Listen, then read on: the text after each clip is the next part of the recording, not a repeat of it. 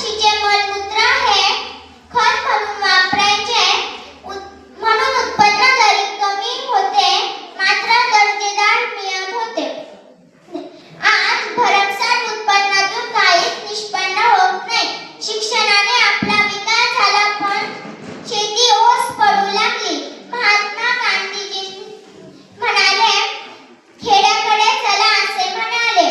यातून त्यांनी खेड्याकडची शेती टिकवा हा संदेश दिला. पण त्याकडे कोणी लक्ष न देता जो तो शिकून नोकरीच्या मागे धावू लागला. शेतकरी लॉटरीचा खेळ खेळल्यासारखा शेती करतो. जमलं तर आहे, नाही तर नावमेट होतो. त्याच्या पुढचे पीक हाताशी येईपर्यंत अनेक समस्या. पीक आलंच तर त्याला मोबदला भेटावा असे नाही.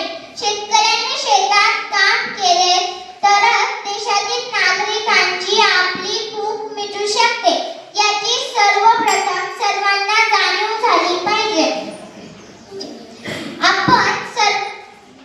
सर्व काही आपण कारखान्यातून तयार करून घेऊ शकतो, पण अन्न म्हणजे गहू, ज्वारी, बाजरी, तांदूळ इत्यादी हे निर्मितीसाठी शेतात